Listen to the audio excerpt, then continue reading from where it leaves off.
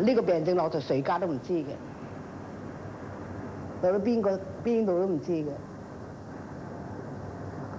而家我幾廿歲人啦，我都唔知道到我自己嘅。不過時成日鬧人黐線，到到自己黐線。For those who cross the fine line between mental health and mental illness, recovery is only the first step. We'll see how some ex-mental patients struggle to regain acceptance in society. Tonight on Focus.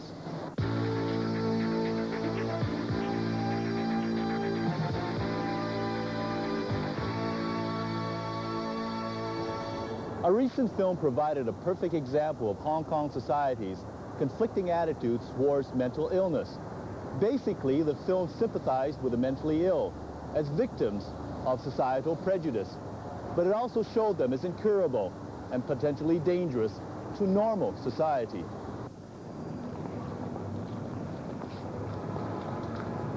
An estimated 1 out of every 25 Hong Kong people is currently in need of treatment for some form of mental illness.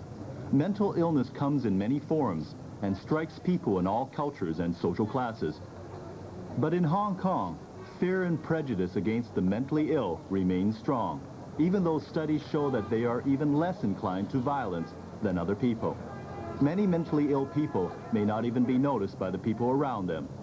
Even less noticeable are the many who have successfully recovered from their illness, but their recovery is no source of pride to them. Instead, most spend the rest of their lives trying to conceal from others that they were once mentally ill. Ah Ping is one of those recovered mental patients who would never be noticed in a crowd, and she wants to keep it that way.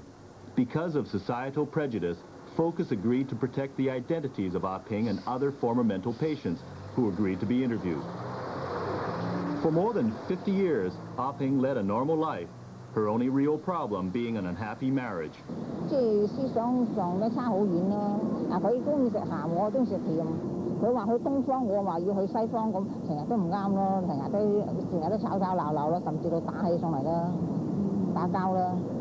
打交梗係唔夠佢打啦，唔夠佢打咪嬲咯，嬲咪俾佢打咗咪走咯，嬲咯，嚟咗屋企咯。 But once out on her own, Ah Ping ran into financial difficulties and became a street sleeper. It was in a park like this, where her struggle with mental illness began. 流浪之後先至有病。我啲細路哥好正常，我以前都好正常，就係因為搬咗出嚟之後咧，離開屋企之後咧，就四圍流浪，咁就冇一個地方俾我瞓覺啊！去公園咧，有啲公園又話人哋坐㗎，唔俾人瞓㗎，咁又整醒我啦喎，又趕扯啦喎，咁我變咗唔夠瞓咯，唔夠瞓我精神咪即係唔妥咯。 好唔妥咯，咁根本日夜都唔係瞓覺，夜晚又驚住啲黑衣工啊，又驚住啲壞人啊，咁希望日頭瞓啦，日頭二頭就落咯，又曬咯喎，喺人哋鋪邊瞓咧，人哋又開鋪咯喎，又阻住人咯喎，我趕到我都冇地方瞓覺咯，只係見頭暈中共，好似斷線紙條咁兩頭中企唔穩咁樣，好似慣低啦又唔慣咁樣，走來走去，中來中去咁。 咁咪入醫院咯，所以醫院咧就轉咗我去伊利沙伯啦，伊利沙伯住咗幾日咧就轉咗我入青山咯。Now Ah Ping's wandering days are over, and she lives a totally independent life in a flat with 2 other former mental patients. But she feels her chances for recovery would have been limited without the help of a halfway house. 如果冇我咪入去流浪咯，因為醫院唔俾我哋住耐㗎。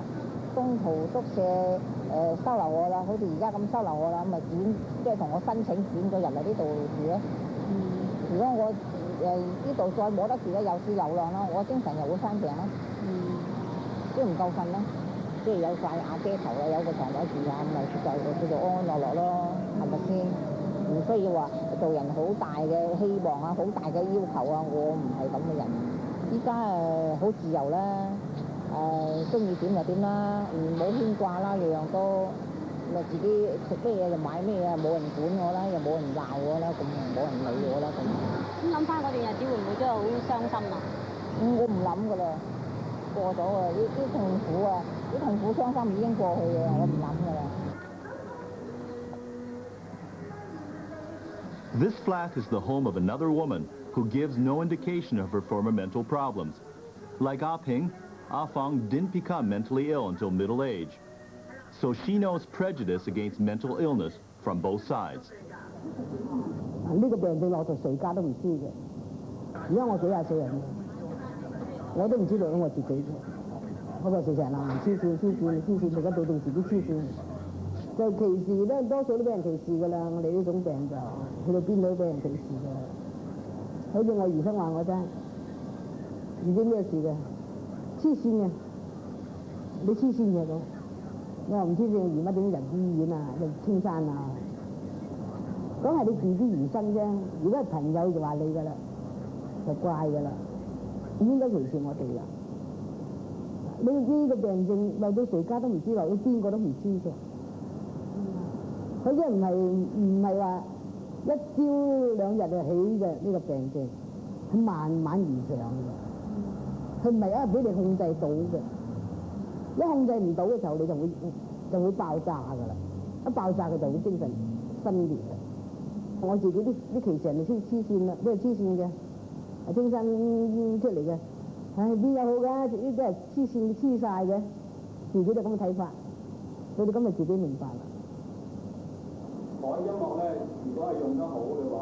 Ah Ping and Ah Fong both attribute much of the recovery to a halfway house like this one.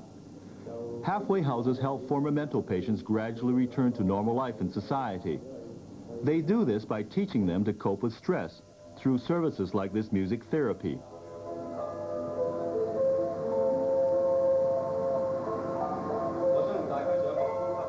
Not all the halfway house residents are middle-aged like Ah Ping and Ah Fong. For many, like Ah Ling, the pressures leading to mental breakdown began in their teens. 我好細個咧，我就屋企咧就唔係點理我哋嘅，咁好早咧咁已經希望自己有家庭啦。咁嗰陣時14歲啦，咁識咗個男仔，咁表現睇落唔錯咯。咁就希望有個家咁啦。咁後尾都唔係咁如意啊，即係佢抱嘅態度唔係咁認真啦。咁嗰陣時我啱啱有啲興趣就學裁剪，咁有啲寄託就諗住離開佢咯。咁佢咧就唔肯放棄啦。咁成日上嚟屋企拍門啦，咁即係我覺得好煩啊，同埋佢會令到我人好暴躁咁，即係我唔識得點樣應付佢啦。咁後尾咧就